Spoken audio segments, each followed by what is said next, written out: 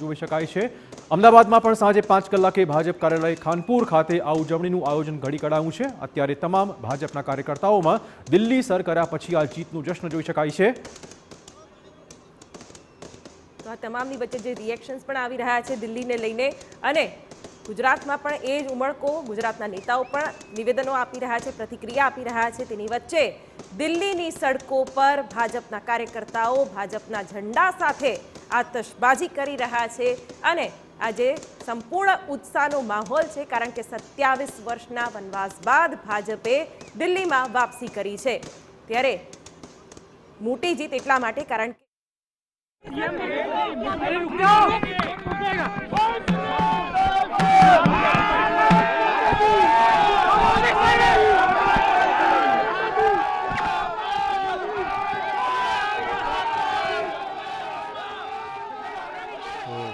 કેજરીવાલને હરાવનાર પ્રવેશ વર્મા, જેમણે કહ્યું કે આ જીત એ મોદીની જીત છે। અમિત શાહને મળવા તે પહોંચી ગયા હતા। આપણે કહી દઈએ કે હવે પ્રવેશ વર્મા એ સીએમ ફેસ ચોક્કસ ભાજપ તરફથી કાર્યકર્તાનું અભિવાદન સ્વીકારી રહ્યા છે। અમિત શાહને મળવા પહોંચ્યા હતા અને તેમણે લખ્યું છે કે આ જીત એ નરેન્દ્ર મોદીની જીત છે। તો પ્રવેશ વર્માએ ખાસી ટક્કર આપી કેજરીવાલને હરાવવું એ એમનામાં જ એક મોટી ચોક્કસ સફળતા। યસ, અને એમનું એક પોલિટિકલ બેકગ્રાઉન્ડ પણ એ રીતનું રહ્યું છે કે દિલ્હીના મહત્વપૂર્ણ પદો પર તેમના પરિવારના સભ્યો રહ્યા હોય। સાહેબસિંહ વર્મા, બિલકુલ, એટલે પીએમ મોદીની જીત ગણાવતા પરવેશ વર્મા જેની प्रतिक्रिया। मैं सभी दिल्ली वासियों को बहुत बहुत बधाई देता हूं और मैं हृदय से धन्यवाद करता हूं कि उन्होंने इतनी अपार जीत हमें दी है और इतने लंबे समय के बाद में यहाँ पर भारतीय जनता पार्टी की सरकार बनी है। सबसे खुशी की बात यह है कि जो दिल्ली में सरकार बनेगी वो प्रधानमंत्री जी के साथ में चलकर काम कर पाएगी। हमें उनका 10 साल से साथ नहीं मिल पा रहा था, दिल्ली में कोई काम नहीं हो पा रहा था, मगर ये जो सरकार बन रही है दिल्ली में, ये प्रधानमंत्री जी के विजन को दिल्ली में लेके आएगी। तो मैं प्रधानमंत्री जी का धन्यवाद करता हूँ कि उन्होंने अपना समय दिया और मैं ये जीत का श्रेय प्रधानमंत्री नरेंद्र मोदी जी को देता हूँ।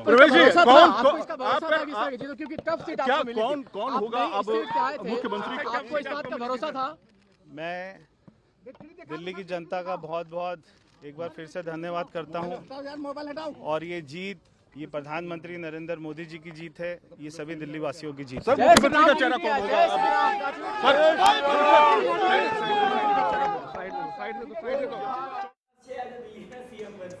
તો પરવેશ વર્મા હવે લગભગ ફાઇનલ નામ છે ભાજપ તરફથી દિલ્હીના સીએમ તે પરવેશ વર્મા બનશે। અજયભાઈ, ગુજરાત કનેક્શનની ચોક્કસ વાત।